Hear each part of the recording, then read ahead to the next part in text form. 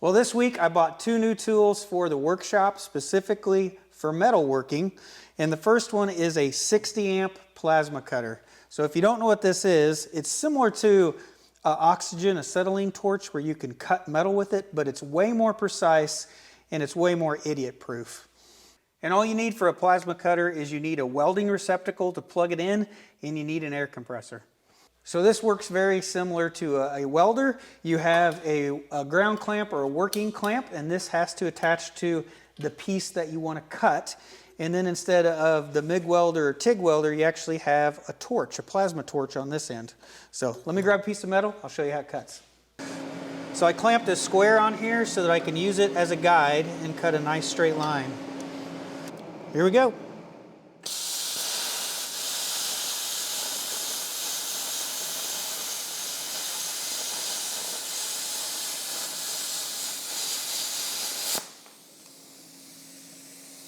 So right there you can see the cut quality on the end. I think that's actually really good. It's a lot better than a torch.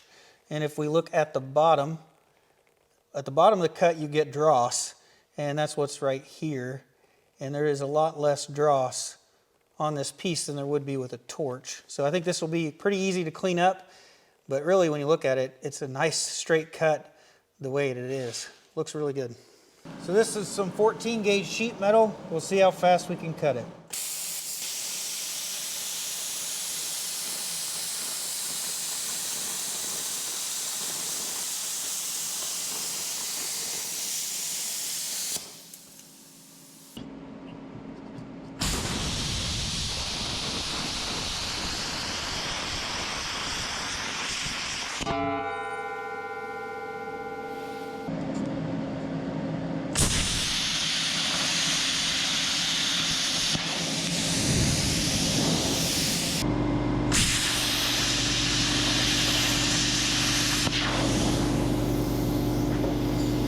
So this is 1.25 inch thick steel. This should be too thick to cut.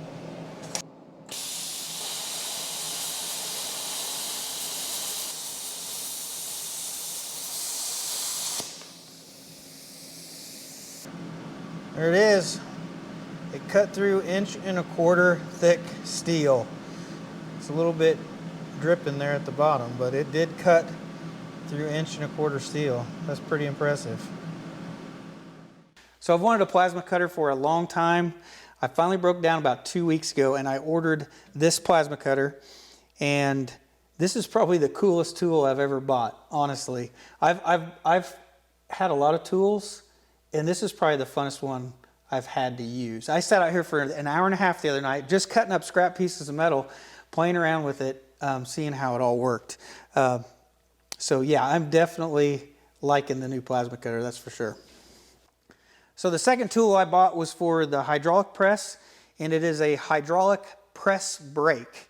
And basically it changes the hydraulic press so that it can actually bend metal. Let me show you. So this is the heavy duty press brake, and it'll bend up to 5/8 inch thick steel. And I've modified my hydraulic press so that it actually runs off of air, makes it a lot quicker. So here's that same 1/2 inch piece of steel that we cut earlier.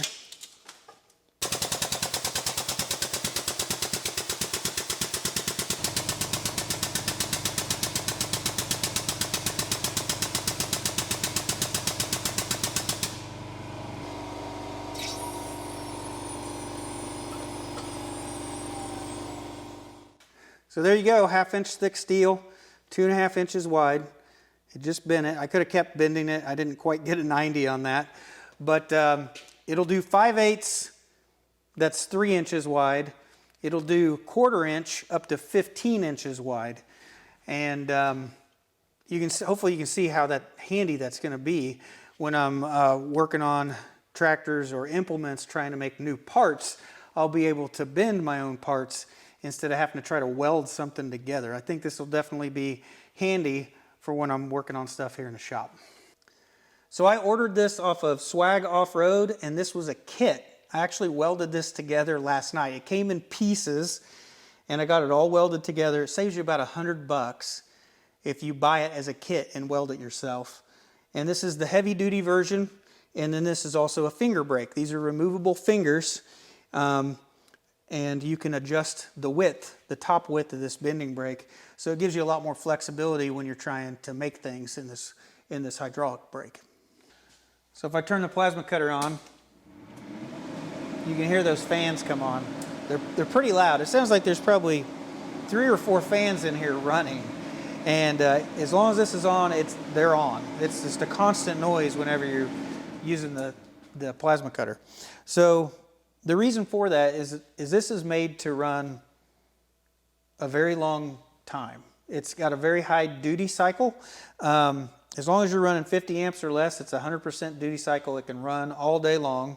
And it's actually made to run on like a CNC plasma table where it's there and it's like cutting out signs or parts, and it's there cutting for a half an hour or an hour at a time.